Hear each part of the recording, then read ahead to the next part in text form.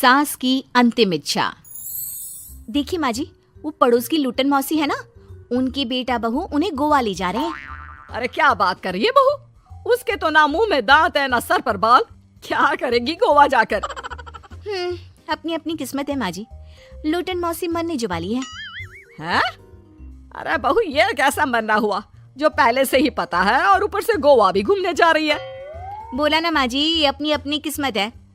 बात हुई थी मेरी लुटन मौसी की बहू से, बोल रही थी कि चलो दवाई में जो पैसा लगेगा वो गोवा में लगा देते हैं।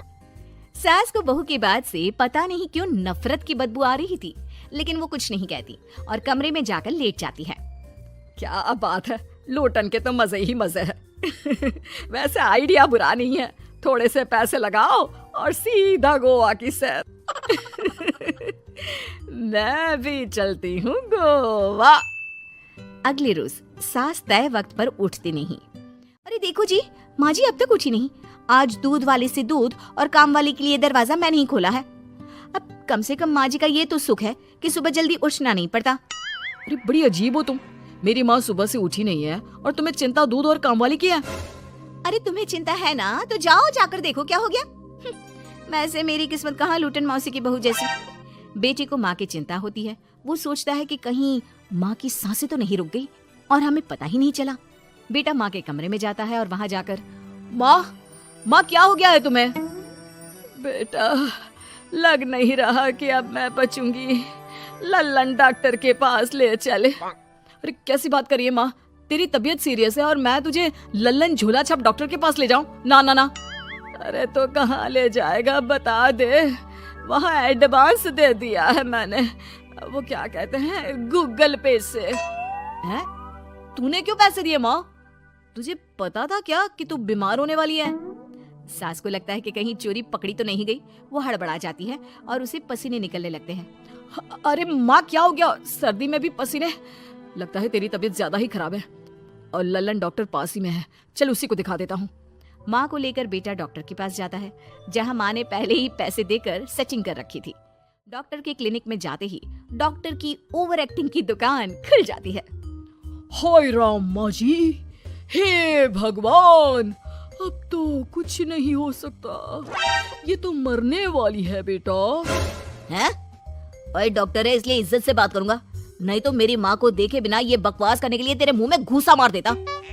अरे ना ना बेटा ऐसे मत बोल, वो डॉक्टर है, उसे वो दिख जाता है जो किसी को नहीं दिखता।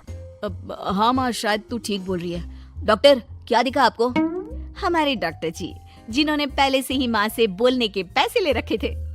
यमराज, काला भैंस, वो तुम्हारी माँ को ले जा रहा है, ले जाओ इन्हें। यार माँ ये डॉक्टर ही है तांत्रिक, क्या क्या बोला जा रहा है? अरे बेटा वो डॉक्टर है, उससे वो दिखता है जो किसी को नहीं दिखता। इनकी हर इच्छा पूरी करो, क्योंकि यम नहीं चाहते कि इनकी कोई भी इच्छा को अधूरी रखा जाए। निराश मन से बेटा माँ को लेकर घर आता है। माँ आज से मैं ऑफिस नहीं जाऊंगा, चल तुझे वो झूले वाले पार्क में ले चलता हूँ जहाँ तू पिताजी के साथ जाया करती थी। ठीक है बेटा चल, लेकिन साथ में वो बीड़ी का बंडल रख लेना, तेरे पिताजी वहीं झाड़ी में पिलाते थे मुझे। हैं? माँ कैसी बात कर रही हो? वैसे भी जीवन के 4 दिन बचे हैं और तुम। अरे देख बेटा, ना पिलानी तो ना पिला, लेकिन सुना ना तूने डॉक्टर ने क्या कहा कि मेरी कोई इच्छा खाली नहीं रहनी चाहिए। अरे वैसे बेटा 4 दिन की जिंदगी है, न जाने कब मौत आ जाए। माँ के मुंह से मौत का नाम सुनकर बेटा गंभीर हो जाता है, उसकी आंखें लाल हो जाती है। वो माँ का हाथ पकड़ लेता है। माँ को भी लगता है कि उसकी मौज मस्ती कहीं बेटे को डिप्रेशन में ना डाल दे। देख लल्लन का फोन आया था, बोल रहा था कि हो सकता है मौत ना भी आए, पर इच्छा पूरी करके रख दे, जब जाऊंगी तब तृप्त होकर जाऊंगी, क्यों? तभी बहू की आवाज आती है, माँ जी आपकी फेवरेट गट्टे की सब्जी बनाई है। सास खाने के टेबल पर जैसे ही बैठने वाली होती है, बहू उनकी चेयर पीछे करती है और प्यार से बिठाती है। बहू शांत हो जाती है, वो माँ को बस देखती है और उनकी हर बात मानती है। रात को जब सास सोने जाती है तो, माँ जी मैं आपके पैर दबा देती हूँ, आज आप डॉक्टर के पास गई थी, थक गई होंगी ना? बहू का प्यार देखकर सास को हैरानी होती है। वो समझ नहीं पाती कि जो बहू उनके मरने को अपना भाग्य बताती थी, वो आज जब सास मरने वाली है तो दुखी क्यों हो रही है। क्या सोच रही है माँ जी? यही ना कि मैं ऐसा क्यों कर रही हूँ। माँ जी, मैंने आपको हमेशा अपनी माँ माना है। माना आपसे नाराज होती थी, परेशान होती थी, आपकी बातें चुभती थी, लेकिन यकीन माने प्यार बहुत है आपसे मुझे। सास बहू को गले लगा लेती है। अरे तू क्यों मोह में डाल रही है? आज नहीं तो कल मुझे मरना ही है ना। बहू रोने लगती है और वहां से चली जाती है। अब तो सास आए दिन कोई ना कोई डिमांड करती जिसे बच्चे पूरा करते। मुझे ना वृंदावन जाना है, कृष्ण की नगरी देखने। जी माँ जी, हम आपको लेकर चलेंगे। माँ, मैं कल ऑफिस से छुट्टी ले लेता हूँ। बेटा अब आए दिन छुट्टी लेता और माँ को घुमाता फिराता। एक दिन बॉस कहते हैं, रमन क्या बात है? मैं देख रहा हूँ पिछले 1 महीने से तुम ना काम करते हो ना दाम, बस सारा दिन इमोशनल से बैठे रहते हो। ऐसे में तो कंपनी तुमको और नहीं रख पाएगी। मैं खुद ही नौकरी छोड़ने की सोच रहा था बॉस। वो क्या है कि माँ का आज नहीं तो कल कभी भी देहांत हो सकता है। इतना कीमती समय मुझे तो पल पल उनके साथ रहना होगा। पता नहीं कब वो मुझे छोड़कर चली जाए। और बेटा नौकरी छोड़ देता है। माँ, मैंने नौकरी छोड़ दी है, आज से मैं तेरे पास रहूंगा। माँ जी, मैंने भी बच्चों का नाम स्कूल से कटवा दिया है। अब हम सब आपके पास ही रहेंगे और आपकी सारी इच्छा पूरी करेंगे। अब सास को लगता है ये तो कुछ ज्यादा ही हो गया। अरे बेटा, नौकरी नहीं करेगा तो खाएगा क्या? बच्चे स्कूल नहीं जाएंगे तो साल बर्बाद हो जाएगा।